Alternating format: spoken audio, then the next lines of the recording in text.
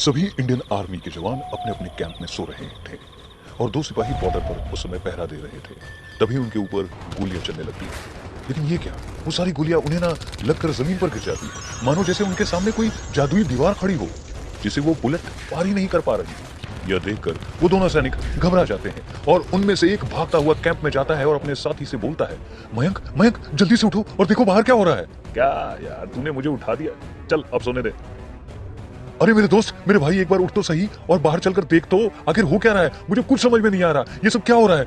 चीनी सिपाहियों ने हम पर हमला कर दिया है और कोई है जो हमारी रक्षा कर रहा है। उस फौजी की बात सुनकर मयंक की आंखें खुल जाती है और वह एक झटके से उठकर बैठ जाता है और उससे बोलता है, ये क्या बोल रहा है तू। भाई मैं बिल्कुल सच बोल रहा हूँ, एक बार मेरे साथ बाहर चलकर तो देख, जो नजारा मैंने देखा है अगर तूने देखा तो तेरे होश उड़ जाएंगे।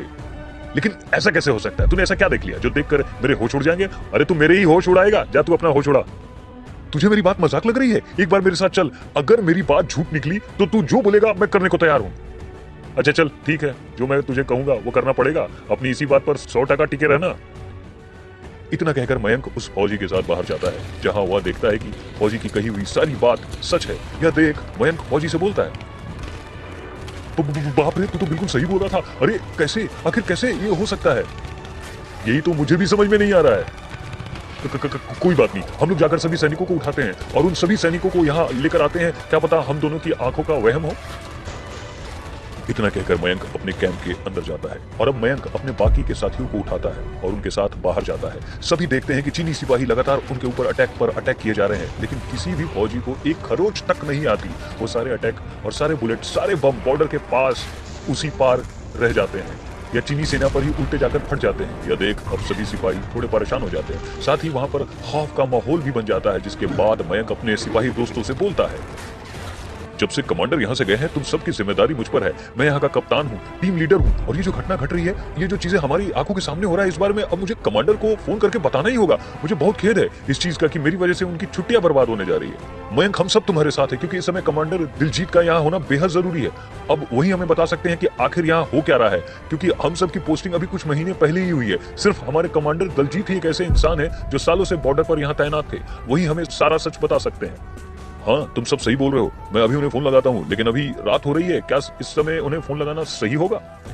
वे लोग आपस में बात कर ही रहे होते हैं, तभी वहां सभी देखते हैं कि बॉर्डर पर एक सिपाही जो काफी घायल है, वो अपने हाथों में गन लिए चीनी सिपाहियों को ललकारते हुए बोल रहा होता है, तुम चीनी सिपाही हम हिंदुस्तानी सिपाहियों का और हमारे देश का कुछ नहीं बिगाड़ सकते। मेरे होते हुए तुम में से कोई भी मेरे सिपाही भाइयों को छू तक नहीं सकता। मैं हमेशा इसी तरह से अपने देश की रक्षा करूंगा। मैंने शपथ ली थी और मैं अपनी शपथ पूरी करते रहूंगा। उस देशभक्त सिपाही की बातें सुनकर मयंक का भी हौसला बढ़ने लगता है और वह कमांडर से बात करने से पहले उस सिपाही की ओर जाने लगता है।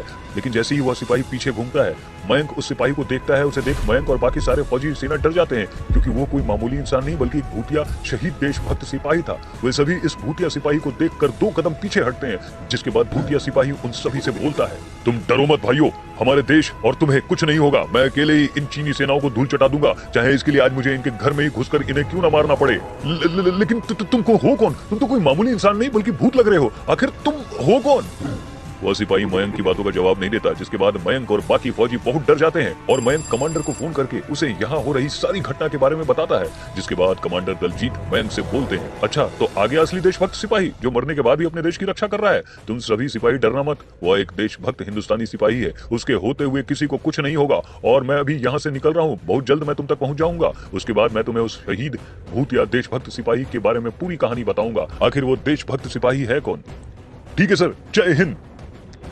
और इस तरह मयंक फोन काट देता है, जिसके बाद मयंक यह सारी बात अपने बाकी साथियों को बताता है और अब सभी सेना उससे डरने के बजाय शहीद भूतिया देशभक्त सिपाही के साथ हो जाते हैं। जिसके बाद शहीद भूतिया देशभक्त सिपाही अपनी हिंदुस्तानी सेना से बोलता है, मेरे नौजवानों, देश के सच्चे सिपाहियों, तुम सभी जाकर आराम करो, मैं यहाँ हूँ और मैं तुम सबसे वादा करता हूँ कि किसी को कुछ नहीं होगा।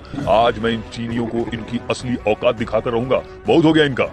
शहीद भूतिया देशभक्त सिपाही के बार बार बोलने पर सभी सिपाही अपने कैंप के अंदर बैठकर आपस में बात करने लगते हैं और समय समय पर उस देशभक्त सिपाही को देखते हैं। कुछ ही देर बाद कमांडो दिलजीत वहां पहुंच जाते हैं और सभी सेना के जवान उन्हें खड़े होकर सैल्यूट करते हैं। जिसके बाद दिलजीत सभी सिपाहियों से बोलते हैं, मैं समझ रहा हूँ तुम सभी वीर जवानों के दिल और दिमाग में इस समय क्या बातें चल रही है। मैं बस उसी को बताने के लिए यहाँ आया हूँ। तुम सब घबराओ मत और शांति से बैठ जाओ और बाहर जो जंग हो रही है उसे देखते रहो। यह बात आज से कुछ साल पहले की है। इस भूत का नाम वीर है।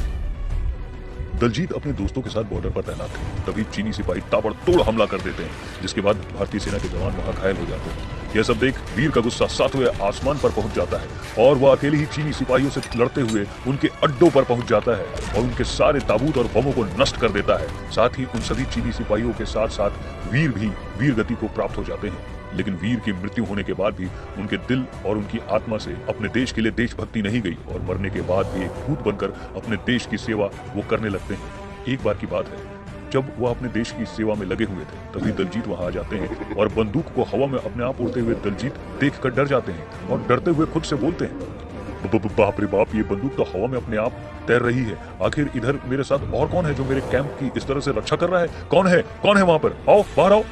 उसकी आवाज सुनकर वीर का भूत दलजीत के सामने आता है और अपने दोस्त वीर को देख दलजीत उसे तुरंत गले लगा लेता है और कहता है, मेरे दोस्त, तू कहाँ चला गया था? तुझे पता है ना मैं तुझे कितना याद करता हूँ। मेरे दोस्त दलजीत, मैं अब इस दुनिया में नहीं रहा। मेरे दिल से देशभक्ति की भावना आज भी नहीं गई है, इसलिए मैं यहाँ पर सभी की सेवा कर रहा हूँ और आगे भी करता रहूंगा। इतना कहकर वीर दलजीत को गले लगा लेता है और गले लगाने के बाद दलजीत वीर को सैल्यूट करता है और वहां से वो अपने कैंप चले जाता है। जिसके खून में, जिसके दिल में देश का नाम होता है, वह वीर गति को प्राप्त होकर भी अपने देश की रक्षा करता है। यह वीर वही वीर है जिसने मरने के बाद भी अपने देश की रक्षा की। और जब भी ऐसा कुछ होता है तो वीर हमारी मदद करने के लिए, देश की सुरक्षा के लिए बॉर्डर पर हमेशा तैनात होता है और अकेले ही ऐसी बेकार सेना और आतंकवादियों से लड़ता है। वीर की कहानी सुनकर सभी सिपाही उससे प्रेरित होते हैं और उसे चेक करने के लिए बाहर जाते हैं। लेकिन जब वो लोग बाहर जाते हैं तो वो लोग देखते हैं वह भूतिया देशभक्त सिपाही चीन की सेना की ओर जा रहा है, अकेले ही सभी सेनाओं से लड़ रहा है। कुछ देर बाद शहीद भूतिया देशभक्त सिपाही सभी चीनी सेनाओं को खत्म करके वापस बॉर्डर पर आ जाता है और कुछ ही देर में वहां से गायब हो जाता है। यह देख सभी वीर जवान वीर की एक तस्वीर बॉर्डर पर लगा देते हैं और उसे भगवान की तरह पूजते हैं और इस तरह वीर उन सभी देशभक्त जवानों के लिए एक मिसाल बन जाता है।